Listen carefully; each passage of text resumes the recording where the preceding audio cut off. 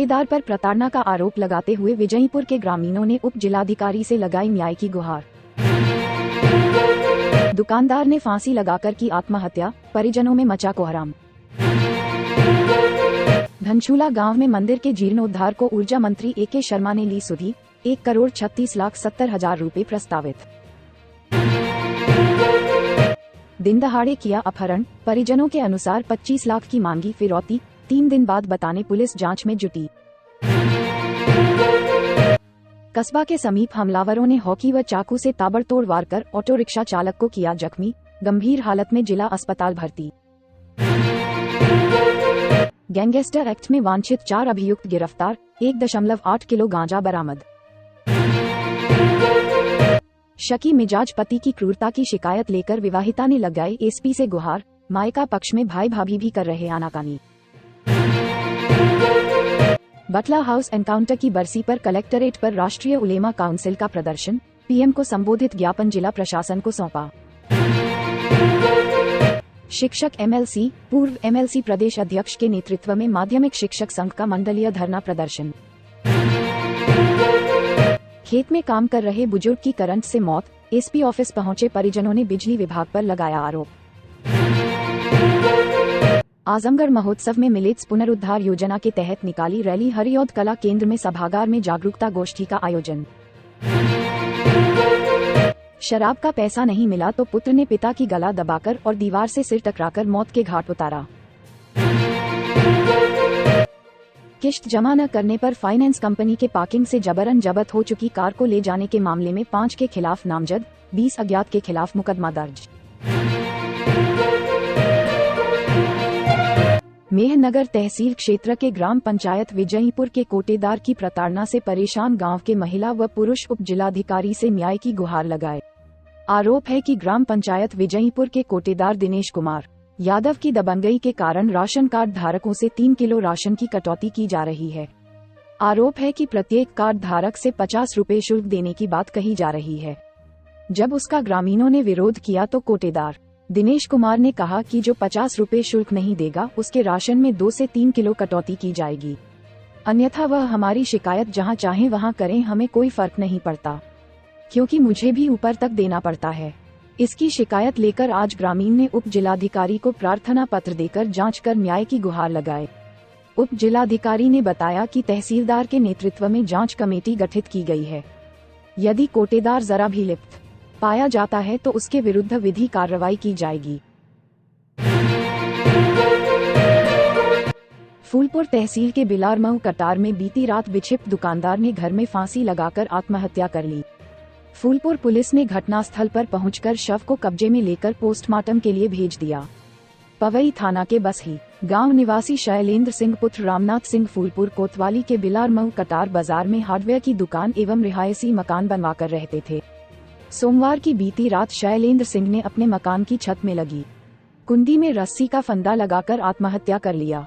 15 वर्ष पहले पत्नी ने भी इसी मकान में फांसी लगाकर आत्महत्या कर ली थी। पत्नी के मरने के बाद से ही शैलेंद्र विक्षिप्त रहने लगा था। मृतक के पिता रामनाथ सिंह के हार्डवेयर दुकान चलाकर परिवारजनों की परवरिश करते हैं।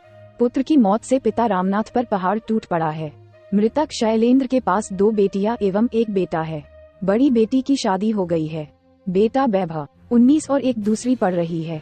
मौत से परिजनों में कोहराम मच गया है।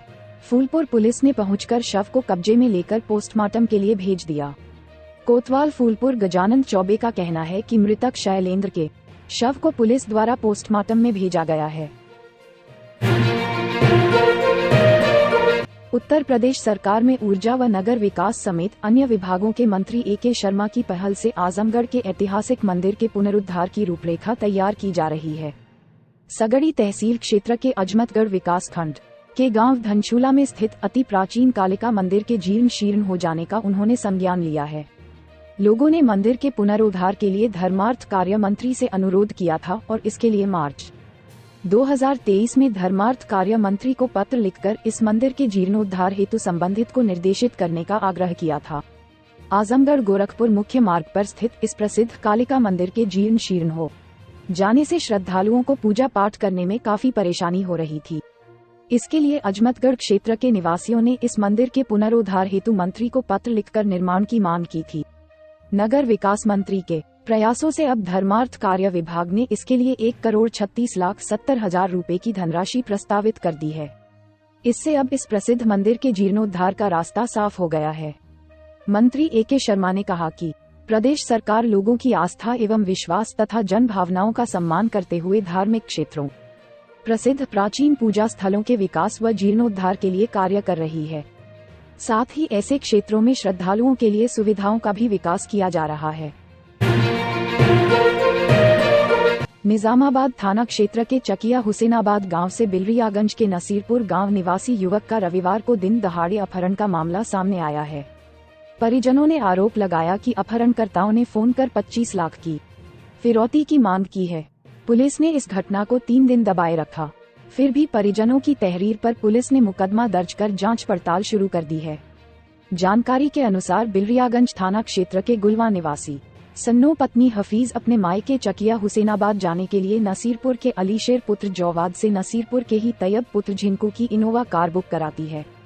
बताया जा रहा है कि रविवार की दोपहर तैयब दोनों को लेकर अशरफ जमा पुत्र स्वर्गीय फारूक के घर चकिया पहुंचा। सन्नो और अलीशेर गाड़ी से उतरकर घर के अंदर चले जाते हैं, जबकि तैयब गाड़ी में ही बैठा रहता है। इसी दौरान 4-5 की संख्या में आए कार सवार बदमाश तैयब को गाड़ी से खींचकर अपनी कार में भरकर उठा ले गए। कुछ देर बाद अलीशेर घर से बाहर निकलकर आता है तो साथ आए तैयब के गायब होने की बात कहकर शोर मचाने लगता है। मौके पर जुटे ग्रामीणों ने घटना की जानकारी के लिए शमशीदा से घर व बाहर लगे सीसीटीवी कैमरा देखने की बात कही तो शमशीदा ने कैमरा बंद होने की बात कह मामले को टाल दिया। अलीशेर ने अपने गांव नसीरपुर फोन कर पूरे घटनाक्रम से अवगत कराया। पीड़ित के परिजन गांव के प्रधान के साथ दर्जनों लोगों को लेकर चकिया गांव पहुंचे। परिजनों ने निजामाबाद थाना में घटना के बाबत लिखित तहरीर दी। थानाध्यक्ष सचिदानंद ने बताया कि मुकदमा दर्ज कर लिया गया है। पुलिस मामले की जांच कर रही है। बता दें कि अशरफ जमा विदेश में रहता है। उसकी पत्नी शमशीदा उर्फ गुड़िया अपनी 3 पुत्रियों के साथ घर पर रहती है। आजमगढ़ के कंधरापुर थाना अंतर्गत मुजफ्फरपुर निवासिनी पीड़िता ने एसपी ऑफिस पर मंगलवार को दिन में 1 बजे पहुंचकर न्याय की गुहार लगाई। पीड़िता के अनुसार शकी मिजाज पति ने उसको घर से निकाल दिया है, जबकि मायके में माता पिता के न रहने के चलते भाई भाभी भी उसको रखने या मदद करने में आनाकानी कर रहे हैं। 1 महीने से वह इधर उधर रहकर किसी प्रकार से समय काट रही है। पीड़िता ने रो रो कर अपना दर्द बयां किया। पीड़िता संध्या यादव के अनुसार उसका विवाह 5 वर्ष पूर्व हुआ था। 3 वर्ष का बच्चा भी है। जब तक ससुर जीवित थे तब तक कोई दिक्कत नहीं थी। सिधारी थाना के पलहनी स्थित मायके में माता पिता जिंदा थे, तब भी कोई दिक्कत नहीं थी। अब तीनों के न रहने के चलते ससुराल में प्रताड़ना का शिकार होना पड़ रहा है। पति आए दिन मारपीट करता है, तरह तरह से क्रूर हरकत करता है। कोई अगर इसे देख भी लेता है तो शक करने लगता है। शारीरिक रूप से बुरी तरीके से प्रताड़ित करता है। आजमगढ़ के कलेक्टरेट क्षेत्र में मंगलवार को दिन में 11 बजे राष्ट्रीय उलेमा काउंसिल ने 15 वर्ष पूर्व आज ही के दिन दिल्ली में हुए बटला हाउस एनकाउंटर की न्यायिक जांच की मांग को लेकर प्रदर्शन किया। इसके बाद जिला प्रशासन के माध्यम से अपनी मांगों का ज्ञापन प्रधानमंत्री को भेजा। राष्ट्रीय उलेमा काउंसिल के राष्ट्रीय प्रवक्ता तलहा रशादी ने कहा कि वर्ष 2008 में आज ही के दिन दिल्ली के बटला हाउस एनकाउंटर में 2 छात्रों की और होनहार इंस्पेक्टर मोहन चंद शर्मा की हत्या हुई थी।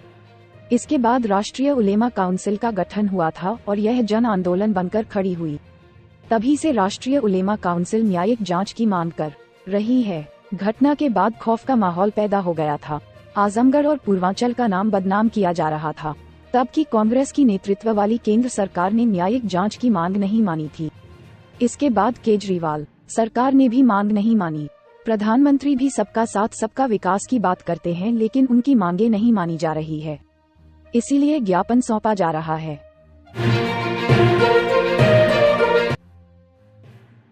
उत्तर प्रदेश मिलेट्स पुनरुद्धार योजना के अंतर्गत मंगलवार को सुबह 10 बजे कलेक्टरेट पर डीएम विशाल भारद्वाज ने रैली को हरी झंडी दिखाकर रवाना किया। रैली नगर के विभिन्न मार्गों से होकर गुजरी। इसका मुख्य उद्देश्य मिलेट्स या श्री अन्न के प्रति लोगों को जागरूक करना है। बता दें कि भारत सरकार द्वारा वर्ष 2023 को अंतर्राष्ट्रीय पोषक अनाज वर्ष के रूप में मनाया जा रहा है। लोगों की थाली से लगभग गायब हो चुके मिलेट्स को एक बार फिर से लोगों के बीच लोकप्रिय बनाना इसका उद्देश्य है। आजमगढ़ कृषि उपनिदेशक मुकेश कुमार ने बताया कि मिलेट्स की खेती, प्रसंस्करण और उपयोग को बढ़ावा देने के उद्देश्य से रैली निकाली गई है। लोगों को जागरूक करना है कि यह बहुत पौष्टिक है। रैली कलेक्टरेट से निकलकर अग्रसेन चौराहे से होते हुए बड़ा देव, काली चौरा, डीएवी होते हुए हरिऔध कला केंद्र पर समाप्त हुई, जहां पर प्रशिक्षण का आयोजन किया गया। यहां पर वैज्ञानिकों ने उपस्थित लोगों को श्री अन्न के बारे में विस्तृत जानकारी दी और उसके पोषक तत्वों के बारे में बताया। शहर कोतवाली क्षेत्र में पुत्र ने शराब के लिए रुपये न देने पर पिता की हत्या कर दी।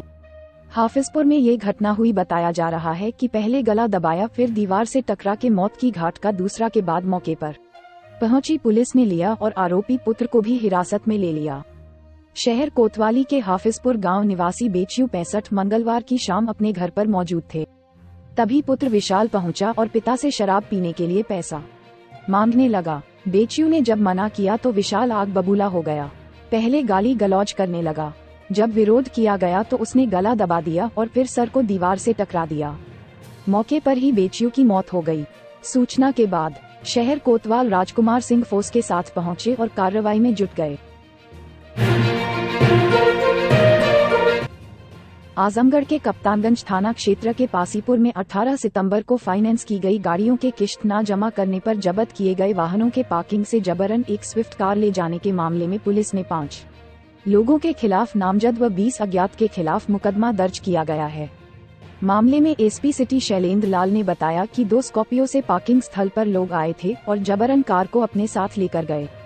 मामले में पीड़ित राहुल विश्वकर्मा ने तहरीर दी थी कि शहर कोतवाली के इलवल, मुबारकपुर थाना के ओझौली समेत अन्य स्थानों के लोग थे जो बीजेपी के झंडा लगी स्कॉर्पियो से पहुंचे और हूटर बजा रहे थे। इसके बाद जबरन अंदर घुसकर कार को अपने साथ ले गए। तहरीर में ये भी आरोप था कि साथ में 86,000 नकदी भी ले गए और कई वाहनों की चाबी भी ले गए। मामले में फिलहाल पुलिस ने गाड़ी ले जाने के आरोप में मुकदमा दर्ज कर लिया है।